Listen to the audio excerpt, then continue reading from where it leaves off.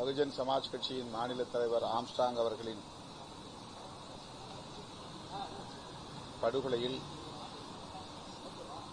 கைது செய்யப்பட்டவர்கள் மட்டுமின்றி இதனை திட்டமிட்டவர்கள், இதனை நடைமுறைப்படுத்திய கூலி கும்பல் ஆகிய அனைவரையும் கைது செய்ய வேண்டும் என்று வலியுறுத்தியிருக்கிறோம்.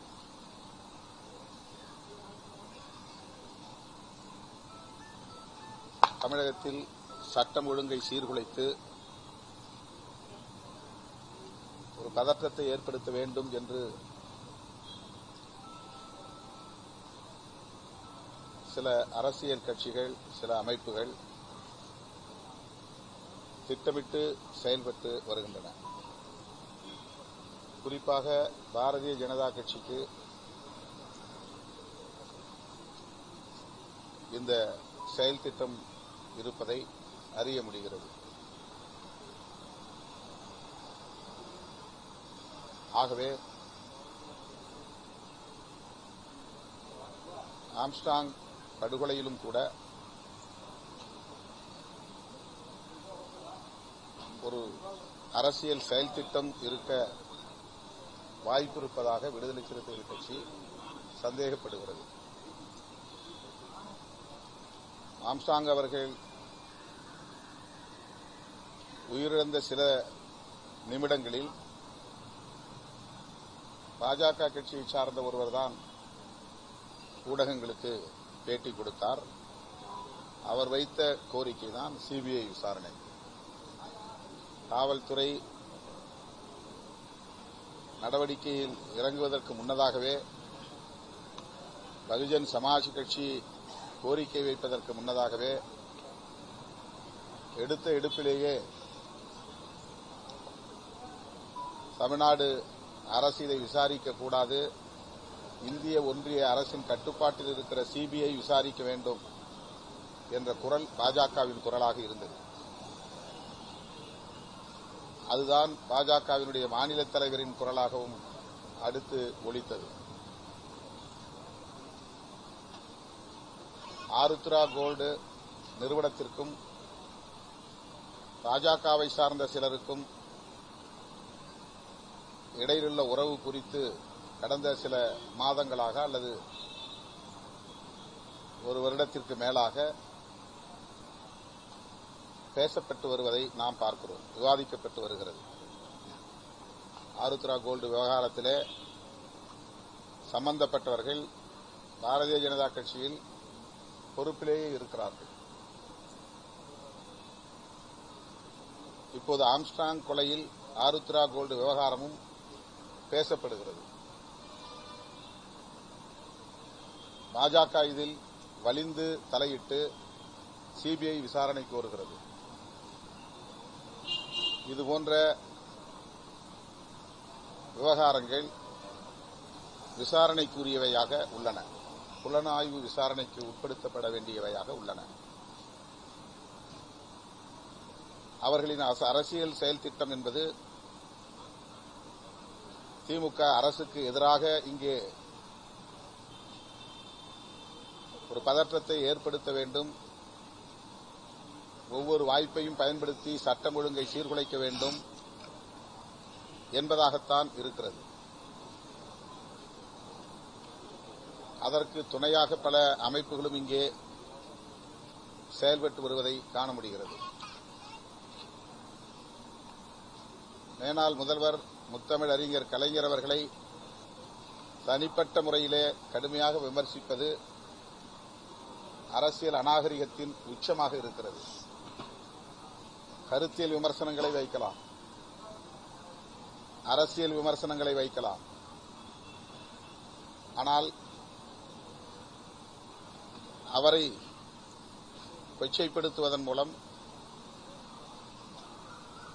மேலும் பதற்றத்தை உருவாக்க வேண்டும் என்பது அவர்களின் நோக்கம் என்பதை உணர முடிகிறது. ஆகவே ஒட்டுமொத்தமாக அரசியல் செயல் திட்டங்களை வரையறுத்துக் கொண்டு சட்டம் ஒழுங்கை சீர்குலைக்க சில சக்திகள் செயல்பட்டு வருவதை அறிந்து சட்டம் ஒழுங்கை காப்பாற்றுவதற்கு அரசு நடவடிக்கை எடுக்க வேண்டும் என்று வலியுறுத்தியிருக்கிறோம். சட்டம் ஒழுங்கை சீர்குலைக்கக்கூடிய சமூக விரோதிகளை பாதுகாக்கக்கூடிய, அடைக்கலம் தரக்கூடிய அமைப்பினர் அல்லது கட்சியினரையும் கண்காணிக்க வேண்டும், அவர்கள் மீதும் உரிய நடவடிக்கை எடுக்க வேண்டும் என்று கோரிக்கை மனுவாக வழங்கியிருக்கிறோம். அத்துடன் நீட் தேர்வு குறித்தும் கிரிமினல் சட்டங்களை சீராய்வது தொடர்பாகவும் மனு ஒன்றை அளித்திருக்கிறோம். அதற்காக அனைத்துக் கட்சி கூட்டத்தை உடனே கூட்ட வேண்டும். இன்றைக்கு இந்திய அளவிலே பேசப்படக்கூடிய ஒன்றாக மாறியிருக்கிறது நீட் தேர்வு சிக்கல். தமிழ்நாட்டில் மட்டும் ஒலித்துக் கொண்டிருந்த குரல் இன்றைக்கு நாடாளுமன்றத்திலே ராகுல் காந்தி போன்றவர்களும் வலுவாக பேசக்கூடிய அளவுக்கு இந்த பிரச்சினை மாறியிருக்கிறது. இதிலே ஊழல் முறைகேடுகள் நடந்துள்ளன, அது உறுதிப்படுத்தப்பட்டிருக்கிறது. அந்த வகையில் அதை மூடி மறைப்பதற்கு பாஜக முயற்சிக்கிறது. வினாத்தால் கசிந்தது உறுதி செய்யப்பட்டிருக்கிற நிலையில் உச்சநீதிமன்ற தலைமை நீதிபதியே விசாரணையின் போது அதை உறுதி செய்திருக்கிற நிலையில் இது சம்பந்தமாக திமுக அரசு உடனடியாக இதில் தலையிட வேண்டும். குறிப்பாக வரும் 18ஆம் தேதி இந்த விசாரணை வரவுள்ள சூழலில் அனைத்துக் கட்சி கூட்டம் ஒன்றை கூட்டி அதில் ஒருமனதாக தீர்மானம் நிறைவேற்றி ஒன்றிய அரசுக்கும் உச்சநீதிமன்றத்திற்கும் அழுத்தம் கொடுக்க வேண்டும் என்பதை மாண்புமிகு முதல்வரிடத்திலே ஒரு கோரிக்கை மனுவாக வழங்கியிருக்கிறோம். அதேபோல நாடாளுமன்ற உறுப்பினர்களை, எதிர்க்கட்சி உறுப்பினர்கள் அனைவரையும் வெளியேற்றிவிட்டு இடைநீக்கம் செய்துவிட்டு இந்த 3 கிரிமினல் சட்டங்களை நிறைவேற்றி அதை நடைமுறைக்கு கொண்டு வந்திருக்கிறார்கள். அவற்றை நடைமுறைக்கு கொண்டு வந்து மாநில அரசுகள் நிறைவேற்றுவதற்குரிய அழுத்தத்தையும் தந்து கொண்டிருக்கிறார்கள். ஆனால் தமிழக அரசு அது குறித்து ஆய்வு செய்வதற்கு ஓய்வு பெற்ற நீதிபதியின் தலைமையிலே ஒரு ஆணையத்தை அமைத்திருப்பது வரவேற்க தகுந்தது. அதனை வரவேற்று பாராட்டினோம். இது தொடர்பாக இந்தியா கூட்டணி கட்சிகள் ஆளும் மாநிலங்களில் இதேபோல திருத்தம் கொண்டு வருவதற்கு நடவடிக்கை எடுக்க வேண்டும் என வலியுறுத்தி அந்த கூட்டணி கட்சிகளின், தோழமை கட்சிகளின் முதல்வர்களுக்கு தமிழ்நாடு முதல்வர் கடிதம் எழுத வேண்டும், அவர்களை தொடர்பு கொண்டு அழுத்தம் கொடுக்க வேண்டும் என்பதையும் வலியுறுத்தியிருக்கிறோம். அத்துடன் திரு ஆம்ஸ்ட்ராங் அவர்களின் உடலை பொதுமக்களின் பார்வைக்காக அரசு பள்ளி வளாகத்திலே வைப்பதற்கு அனுமதி அளித்து உரிய பாதுகாப்பையும் அளித்து அமைதியான முறையில், கண்ணியமான முறையில் அவருடைய உடலை அடக்கம் செய்வதற்கு அரசு ஒத்துழைத்ததற்காக எமது நன்றியையும் முதல்வருக்கு தெரிவித்தோம். ஆம்ஸ்ட்ராங் அவர்களின் இல்லத்திற்கு சென்று அவருடைய பாதிக்கப்பட்ட துணைவியாரையும் சந்தித்து ஆறுதல் சொன்னது எமக்கு ஆறுதல் அளிக்கிறது. அதையும் அவரோடு நாங்கள் பகிர்ந்து கொண்டோம்.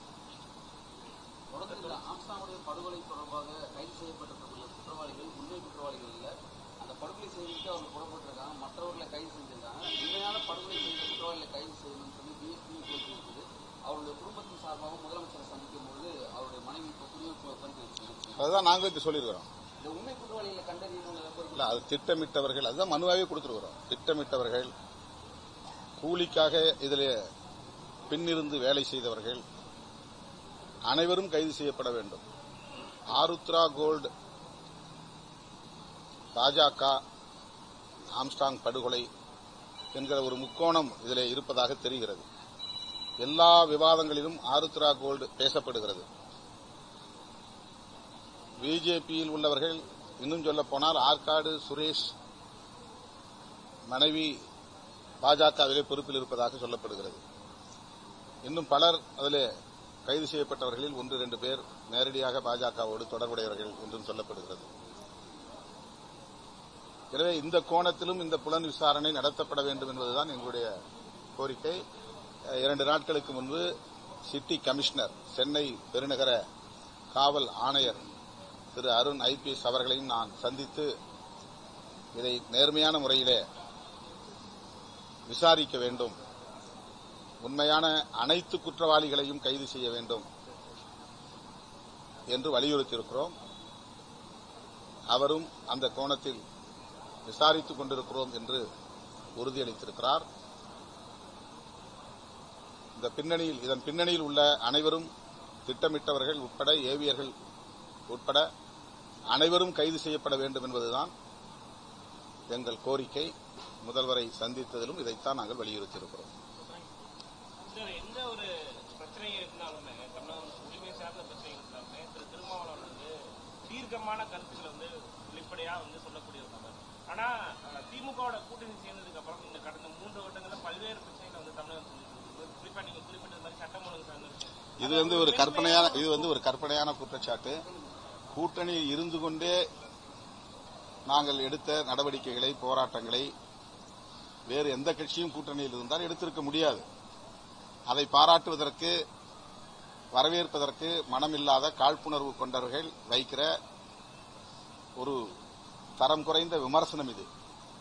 இந்த 3 ஆண்டு காலத்தில் நாங்கள் நடத்திய போராட்டங்களை வேற எந்த கட்சியும் நடத்தியது கிடையாது. கள்ளக்குறிச்சியிலே உடனடியாக அந்த இடத்திற்கு நான் போய் 2 நாள் இருந்து அந்த மக்களை எல்லாம் சந்தித்து ஆறுதல் சொன்னதோடு மட்டுமில்லாமல் ஒவ்வொரு குடும்பத்திற்கும் தலா 10,000 ரூபாய் கட்சியின் சார்பில் இழப்பீடு கொடுத்தது மட்டுமில்லாமல் உடனடியாக ஒரு மாபெரும் ஆர்ப்பாட்டத்தை நடத்தியிருக்கிறோம். மிக பெரும் ஆர்ப்பாட்டத்தை நடத்தியிருக்கிறோம் சென்னையிலே.